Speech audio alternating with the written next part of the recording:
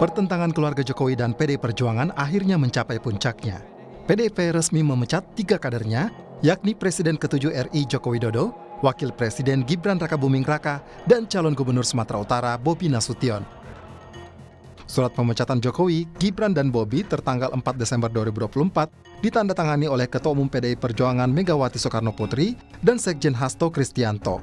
Selain dipecat, ketiganya dilarang menggunakan nama PDIP untuk kegiatan maupun menduduki jabatan. Memberi sanksi organisasi berupa pemecatan kepada Joko Widodo dari keanggotaan Partai Demokrasi Indonesia Perjuangan. 2. Melarang saudara tersebut di atas pada diktum 1 di atas untuk tidak melakukan kegiatan dan menduduki jabatan apapun yang mengatasnamakan Partai Demokrasi Indonesia Perjuangan. Memberi sanksi organisasi berupa pemecatan kepada Gibran Rakabuming Raka dari keanggotaan Partai Demokrasi Indonesia Perjuangan. 2. Melarang saudara tersebut pada diktum 1, memberikan sanksi organisasi berupa pemecatan kepada Muhammad Bobi Afif Nasution dari keanggotaan Partai Demokrasi Indonesia Perjuangan. Menanggapi Jokowi yang resmi dipecat PDIP, Ketua Umum Partai Golkar Bahlil Lahadalia menyatakan Partai Golkar terbuka untuk siapapun yang ingin bergabung. Golkar itu terbuka bagi semua anak bangsa yang ingin mengabdikan dirinya lewat politik, lewat partai. Jadi Golkar sangat inklusif. Setiap partai pasti punya keinginan untuk mengajak tokoh-tokoh yang potensial. Pak Jokowi kan mantan presiden, pasti punya simpati yang banyak orang, dukungan yang banyak orang. Ya kita lihatlah ya. Dalam surat pemecatannya, PDIP menilai Jokowi melanggar aturan dan disiplin partai karena mendukung capres dan cawapres lain, serta dugaan penyalahgunaan kekuasaan untuk mengintervensi Mahkamah Konstitusi. Sementara Gibran dinilai melanggar karena melawan keputusan partai dengan mencalonkan diri di Pilpres dan dianggap hasil intervensi MK. Tim Liputan, Kompas TV. PDIP akhirnya resmi memecat Jokowi, Gibran Rakabuming Raka, dan Bobi Nasution. Apa efek politik dari pemecatan oleh PDIP bagi Jokowi dan keluarganya? Sudah bergabung bersama kami Wakil Ketua Umum Partai Golkar Ahmad Doli Kurnia dan pengamat politik Adi Prayitno. Selamat petang semuanya. Selamat petang. Assalamualaikum warahmatullahi wabarakatuh. Waalaikumsalam warahmatullahi wabarakatuh. Saya mau ke Mas Adi dulu. Mas Adi, kan PDIP sebelumnya bilang alasan pemecatan baru dilakukan sekarang karena mau menjaga marwah dari Jokowi saat masih menjabat sebagai presiden. Nah sekarang tidak lagi jadi presiden, tidak di pemerintahan, tidak punya partai, dampak politik dari status dipecat itu untuk Jokowi apa? Ya saya kira ini kan sebagai bentuk formalitas bahwa Jokowi dan keluarga besarnya sudah tak lagi menjadi bagian dari PDIP. Meski secara politik kita tahu bahwa sebenarnya Jokowi dan PDIP sudah tidak sejalan, terutama jelang Pilpres 2024 yang lalu, di mana Jokowi dan Gibran termasuk Bobi jelas-jelas ya berhadapan-hadapan dengan PDIP. Nah yang kedua, sepertinya memang PDIP itu tidak mau ngambang status politiknya terkait dengan Jokowi dan Gibran dan termasuk Bobi ya.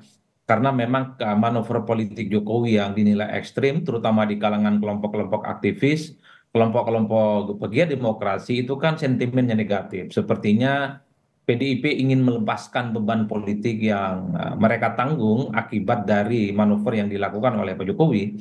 Oleh karena itu, ketika dipecat secara terbuka satu persatu, mulai dari Pak Jokowi, kemudian Gibran, termasuk juga yang terakhir adalah Bobi, bahwa apa yang terjadi pada mereka itu tak ada lagi kaitannya dengan PDIP. Jadi dalam konteks itulah bagi saya secara politik, ya sebenarnya PDIP tidak mau terus-menerus hanya menjadi samsak dan sasaran kritik ya, yang kemudian sebenarnya itu tak lebih dari dosa-dosa dan kemudian manuver politik ekstrim yang dilakukan oleh Jokowi. Jadi saya kira di situ memang konteksnya Mbak. Oleh karena itu memang ke depan yang paling banyak ditunggu itu adalah sebenarnya kemana Pak Jokowi itu akan melabuhkan dukungan politiknya gitu ya, termasuk Gibran dan Bobi. Kalau saya dari dulu selalu mengatakan Pak Jokowi ya harus bisa membuat partai politik sendiri, partai politik baru untuk membuktikan bahwa Pak Jokowi itu adalah orang besar, orang hebat yang selama ini dipersepsikan oleh publik ya akan mampu menyaingi kekuatan politik manapun, termasuk kekuatan politik PDIP. Karena selama ini ya Jokowi selalu disebut Pak Jokowi itu bukan siapa-siapa kalau tanpa PDIP. Nah ini adalah Nah, moment of the truth tapi bagi Mas Pak Adi, Jokowi. dengan status dipecat itu tapi akan mempengaruhi pergerakan Pak Jokowi nggak? Entah itu untuk masuk partai politik atau mungkin tadi membuat partai sendiri dengan status dipecat dari PDIP-nya? Ya sampai hari ini kita mendengar ada 3 partai ya. Dari dulu Jokowi itu dikaitkan dengan Golkar, yang kedua Gerindra dan Partai Amanat Nasional. Tapi kan ketiga partai ini tidak pernah menyebut kira-kira posisi apa yang akan diberikan ke Jokowi. Kalau hanya sebatas anggota biasa ya mungkin semuanya akan terbuka. Tapi kalau kemudian harus posisi strategis menjadi veto player dan penentu kebijakan strategis di partai, rasa-rasanya sulit. Ini yang saya kira bahwa sekalipun partai-partai itu terbuka ke Jokowi, bukan otomatis Pak Jokowi itu akan mendapatkan posisi strategis. Di Gerindra misalnya harus diakui veto playernya adalah Prabowo Subianto. Di Golkar kita tahu banyak faksi-faksi dan pemegang saham politik yang saya kira tidak bisa terlampau gampang juga diinjeksi, apalagi dimasuki oleh outsider seperti Pak Jokowi yang tidak berkontribusi apapun terkait dengan Golkar, apalagi posisi Jokowi bukan lagi sebagai presiden yang saya kira marwah dan magnet politiknya itu kuat gitu ya. Dulu Oke. beda ceritanya. Ketika jadi presiden ya mungkin Jokowi cukup powerful di mana fanatisme para pengikutnya itu akan terkonsolidasi. Tapi hari ini kita tahu bahwa memang pendukung-pendukung Pak Jokowi sudah mulai tidak terlampau kelihatan. Oleh karena itu, ketimbang selalu dikaitkan dengan sejumlah partai politik, alangkah lebih baiknya kalau Pak Jokowi bikin partai politik baru. Ini semacam Oke. momen kemudian Itu bahwa Pak ada Jokowi pertimbangannya. Oke, Mas Adi. Saya mau ke Bang Doli dulu. Bang Doli, sekarang dengan Pak Jokowi Ya, dengan status ada dipecat dari Partai Demokrasi Indonesia Perjuangan, Golkar sikapnya masih sama terbuka, masih siap menggelar karpet kuning untuk Pak Jokowi?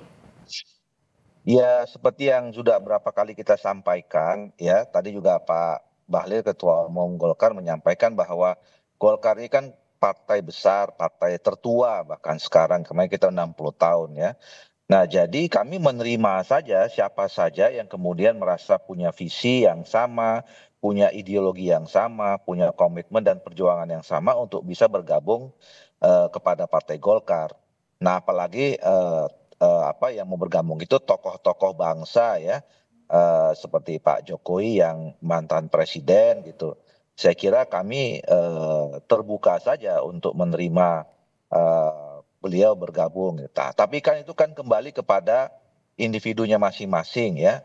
Karena kan masing-masing kita dijamin dalam konstitusi punya hak dan hak politik ya untuk memilih kita bergabung atau berafiliasi dengan kekuatan politik mana saja gitu. Jadi kami kembalikan saja kepada Pak Jokowi itu. Oke, Bang Doli. Tapi kalau sikap di internal Partai Golkar sendiri, terutama di kalangan politisi senior terhadap status pemecatan Pak Jokowi, itu sebenarnya sejauh apa? Apakah ada resistensi? Karena kan juga pasti kalaupun Pak Jokowi masuk ke Golkar, pertanyaan selanjutnya adalah posisinya apa? Gimana sikap internalnya? Ya kalau soal pemecatan partai lain, ya kami tidak bisa ikut intervensi, tidak bisa campur tangan ya. Karena memang itu adalah kedaulatan, kewenangan dari masing-masing partai gitu. Nah tapi kalau kemudian misalnya nanti bila kemudian Pak Jokowi memilih pada akhirnya untuk terlibat aktif dalam partai politik yang kita nggak tahu di mana ya. Tadi disebutkan Gerindra mungkin, PAN juga mungkin. Nah kalaupun di Golkar, nah soal posisinya di mana tentu akan ada pembicaraan lebih lanjut ya. Nah kan wakil kami, representasi kami keluar itu kan selalu hal-hal yang penting dan strategis ini kan itu diwakili oleh ketua umum ya. Nah tentu ketua umum nanti pada saatnya kalau memang betul ada pembicaraan serius kepada siapa saja termasuk misalnya setokoh Pak Jokowi, pasti juga ketua umum kami sudah ada pembicaraan internal di kalangan senior-senior, kemudian juga di dalam DPP dan seterusnya. Itu nanti yang mungkin akan juga dibicarakan pada saat memang ketemu momentumnya tuh ketemu Pak Jokowi gitu. Oke. Bang Doli, tapi sejauh ini komunikasi sama Pak Jokowi sampai mana? Hanya sekedar terbuka aja kalau Pak Jokowi udah mau masuk atau sebenarnya ada tawaran juga mulai jemput bola? Iya, Kalau komunikasi apa dulu? Kalau komunikasi misalnya selama ini antara Pak Jokowi dengan Partai Golkar sangat bagus, ya. Komunikasi Kami untuk kan, tawaran masuk, ada nggak Bang? nah itu kan tadi itu semuanya nanti direpresentasikan oleh Pak Ketua Umum. Tadi kan Pak sebelum dialog ini di apa namanya dilaksanakan kan sudah dengar tadi pernyataan Pak Ketua Umum Pak Bahlil seperti apa gitu.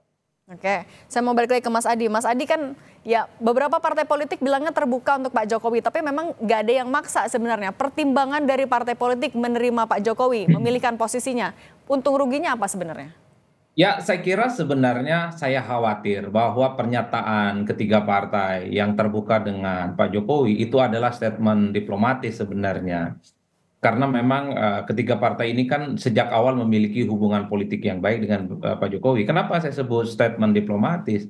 Jangan-jangan memang ketiga partai ini juga menghitung bagaimana efek negatif ya.